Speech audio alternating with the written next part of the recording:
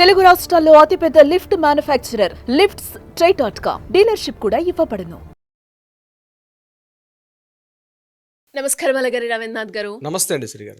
Saif Ali Khan attack incident కి సంబంధించి మనం రోజుకు ఒక ట్విస్ట్ అయితే చూస్తూ ఉన్నాం. అందులో భాగంగానే ఇన్వెస్టిగేషన్ చేసే ప్రాసెస్ లో ఫింగర్ టిప్స్ మిస్ మ్యాచ్ అయ్యాయని, అలాగే దాంతో పాటు ఒక్కరు కాదు ఇందులో ఒక్కరికంటే ఎక్కువ మంది ఇన్వాల్వ్మెంట్ ఉంది అని మనం వింటూ ఉన్నాం.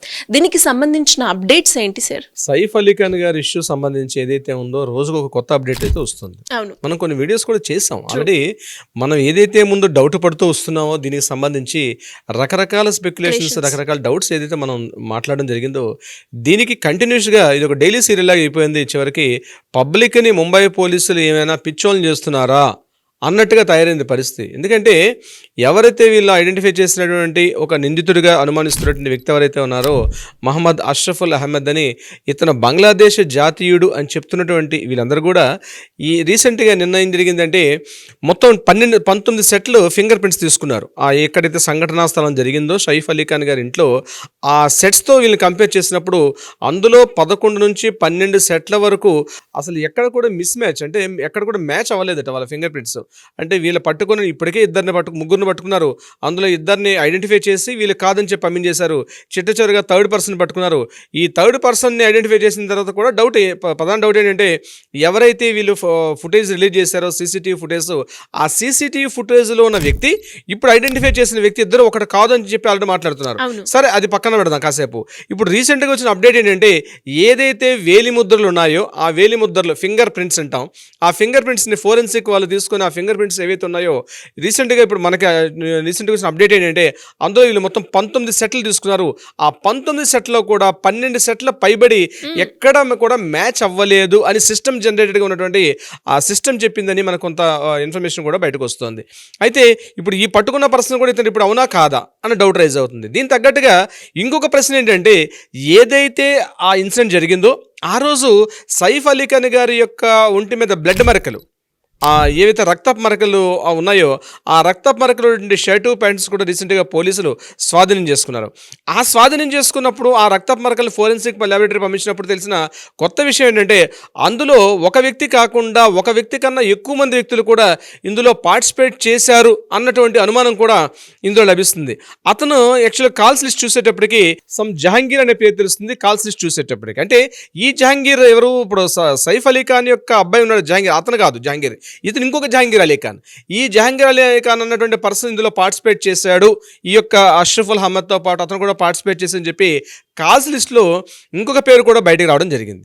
ఇప్పుడు ఈ యొక్క ట్విస్ట్ ఏంటంటే ఇతను కలిసి ఇప్పుడు ఎవరైతే అహ్మద్ అని చెప్తుంటే ఈ పర్సను, అదేవిధంగా ఇప్పుడు ఎవరైతే కాల్స్ లిస్ట్లో ఉన్నటువంటి పర్సను, వీళ్ళిద్దరూ కలిసి అటాక్ చేశారా అని కూడా కొత్త అనుమానాన్ని ముంబై పోలీసులు వ్యక్తపరుస్తున్నారు. ఏదేమైనప్పుడు కూడా ఫోరెన్సిక్లో ఆ బ్లడ్ శాంపిల్స్, అదేవిధంగా ఇంకొక ఇంపార్టెంట్ పాయింట్ ఏంటంటే ఏదైతే వాడబడినటువంటి ఆయుధం ఏదైతే ఉందో, ఏ వెపన్ అయితే ఉందో, ఆ కత్తి అయితే ఏదైతే ఉందో ఇప్పటిదాకా ఆ ఆయుధాన్ని వీళ్ళు ఐడెంటిఫై చేస్తే ఈ క్షణం మనం ఇప్పుడు వీడియో చేస్తున్న వరకు కూడా దానికి స్వాధీనం చేసుకోలేదు.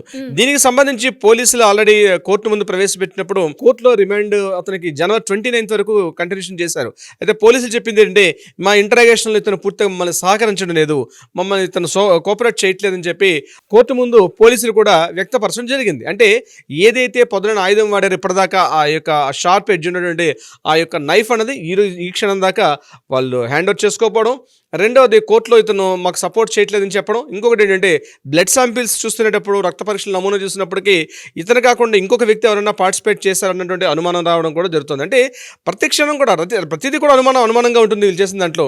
అంటే ఇప్పుడు మన కన్ఫర్మేషన్ ఏమొచ్చిందంటే ఈ ఒక్క పర్సనే కాదు, ఇతనితో పాటు గ్రూప్ ఆఫ్ పర్సన్స్ మరికొంతమంది కూడా ఇందులో పార్టిసిపేట్ చేశారు అని కూడా ఇన్ఫర్మేషన్ పోలీసులే తెలియపరుస్తున్నారు.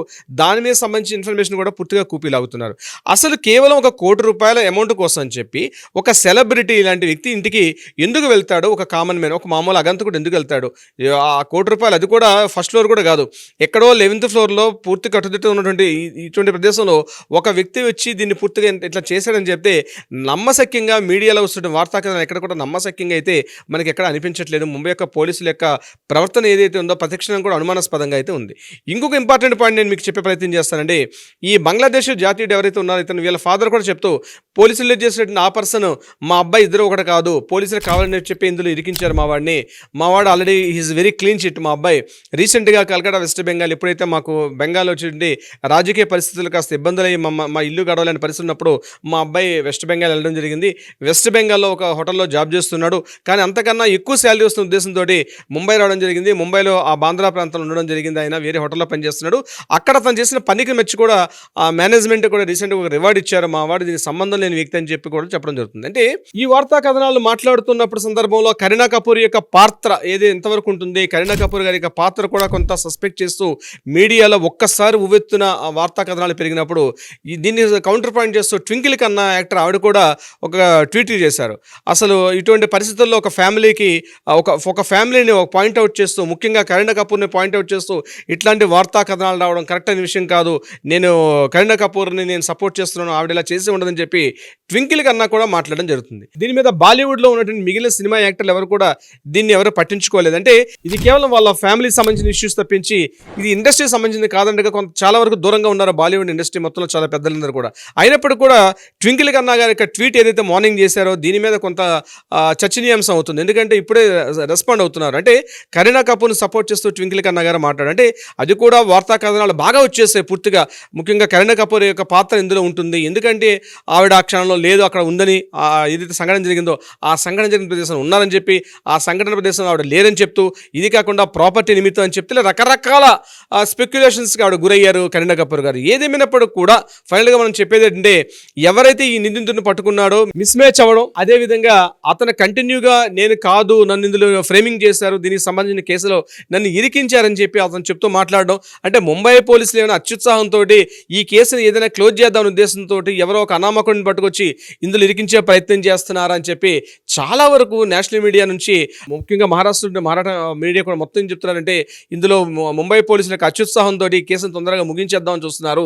ఎందుకంటే ఇది ఒక ప్రైవేట్ మ్యాటర్.